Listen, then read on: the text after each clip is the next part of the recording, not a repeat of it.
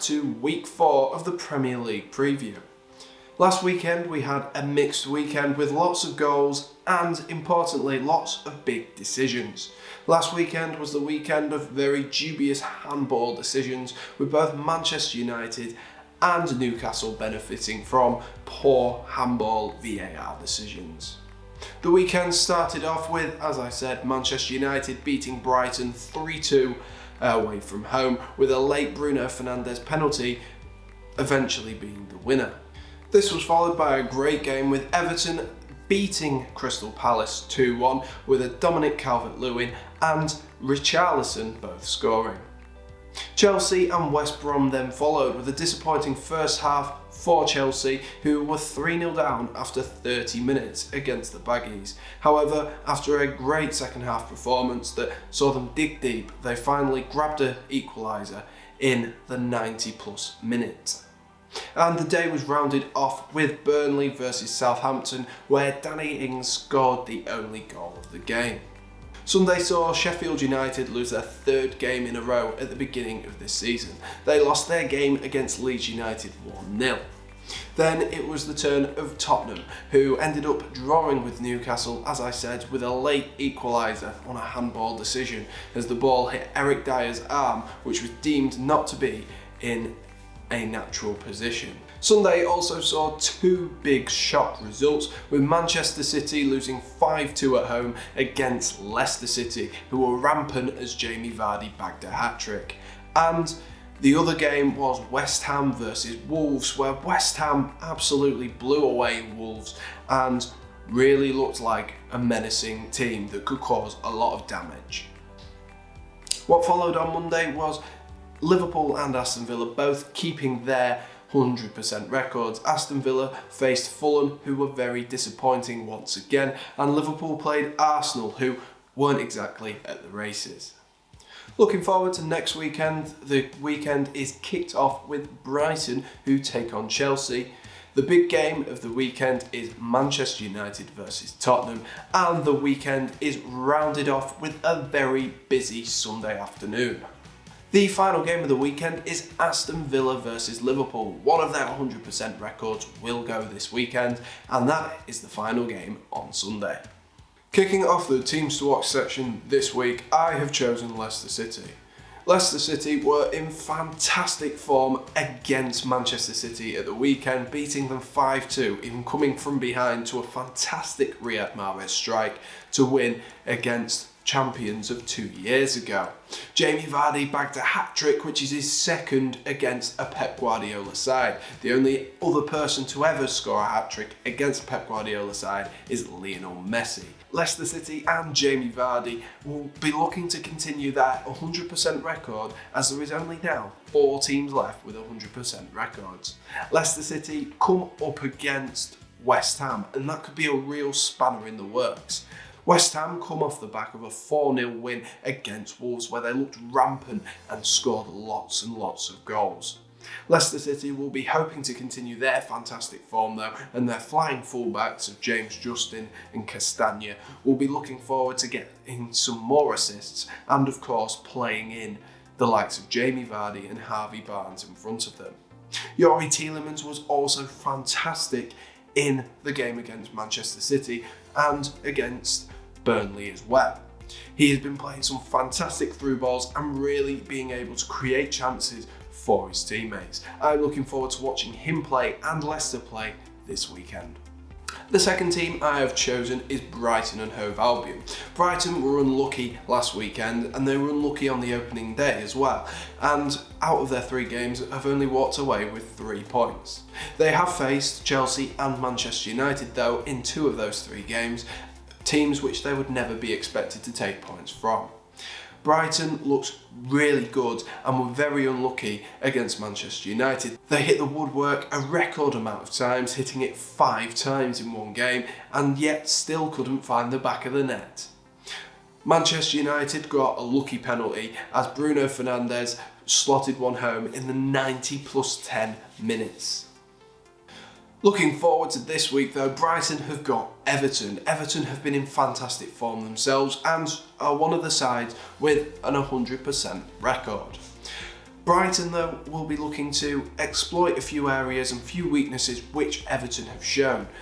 They have been playing fast-paced football and not the long ball we're usually used to seeing Brighton play. Under Graham Potter, they have been fantastic so far this season, and all they need is that little bit of luck in order to really push on this season. And this could be the game where they finally get luck going their way. The final team I have chosen is Aston Villa. Aston Villa have been really good, and I've been very impressed with them since the restart of the Premier League this season. They beat Sheffield United on their opening day, and they beat Fulham 3-0 on Monday night. Both times they have not conceded a goal, and they are the only team left in the Premier League yet to concede a goal. Aston Villa looked strong defensively last night and showed that they had lots of attacking options, with captain Jack Grealish scoring a goal and also having a hand in the second as well. John McGinn also registered 2 assists, which will be promising for Aston Villa, as these two players were so phenomenal and so key to their success last season. The first player I've chosen in the players to watch category this week is Richarlison. It might be a bit strange for me to pick another Everton player, but I think Everton are in such great form it's hard not to talk about them. Whilst Dominic Calvert-Lewin has been influential in front of goal, Richarlison will be hoping that if Dominic Calvert-Lewin's goals do dry up, then he will be the man to be called upon to score some goals. Everton have looked fantastic in the early stages of the season, with plenty of goals in their team, but as I say, Richarlison will be wanting to score a few more after he scored his first goal of the season at the weekend from the penalty spot. The second player I have chosen in the players to watch group for this week is Jarrod Bowen. After a fantastic performance against Wolves on Sunday, Jarrod Bowen will be looking forward to keeping the momentum and keeping the goals coming. We saw at Hull City, he's got plenty of goals in him. He scored 22 goals 2 seasons ago and 16 goals last season for Hull City, and he was only there last season for 6 months. Jarrod Bowen could be a key player for West Ham, and he is keeping the likes of Felipe Anderson out of the team, which shows how highly David Moyes thinks of this young man. He is only 23 at the end of the day, and he will be looking to keep the momentum which he has built with the 2 goals he scored against Wolves. I think he could be vitally important to West Ham as well this weekend, with them playing Leicester City. Last week I talked about Raheem Sterling's importance against Leicester City in the Manchester City side. Unfortunately, Raheem Sterling ended up playing through the middle rather than out wide like I expected because of a Gabriel Jesus injury. However, I think Jarrod Bowen could be key against Leicester in the same way that I thought Raheem Sterling could be key. As we saw in previous games, Leicester City tend to play a 4 at the back, but they switched it up against Manchester City and played a 5 at the back, which really helped them. That stopped the likes of Phil Foden and Riyad Mahrez and Kevin De Bruyne getting in those wide areas and getting in behind them. I think the wide men in Jarrod Bowen and Michail Antonio and any of those West Ham attacking players will be vital to the success and being able to beat Leicester City this week. I believe Leicester is set up brilliantly at the moment and they have very few flaws, but their flying fullbacks could be the one area that they need to get in and need to look at in order to get in behind and score some goals. The last player I have chosen in the players to watch category this week is the captain of Aston Villa, Jack Grealish. We saw on Monday how fantastic Jack Grealish can be, and in patches he has been really good throughout the last 2 seasons. He has been their main man, their main goal scorer and their main assister as well. Aston Villa are very reliant on him for creativity and for vision. So there is no reason this weekend why Jack Grealish cannot be the main man. Aston Villa face Liverpool. It's always a tough game, but we have seen Jack Grealish has the quality to be able to beat a great defence like Liverpool's. He scored some great goals last season, moments of magic such as the goal against Manchester United, and I wouldn't be surprised if we saw Jack Grealish do something like that again at the weekend. Of course, this is a very, very important game for Aston Villa. They will be looking to get as many points early on in the season as possible in order to make sure that they are out of the relegation dogfight as soon as possible. So even just taking a point against the champions would suit them perfectly.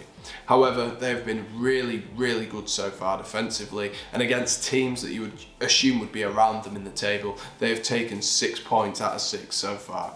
And I can see them really pushing Liverpool, who have been shaky in defence. Anyway, that concludes this week's Premier League preview. Be sure to tell me who you think the player of the week will be this week. Will it be Jamie Vardy again? Will we have another hat-trick this week as well? Who knows? Be sure to like and subscribe if you have enjoyed, and I will see you on the next video. Thank you.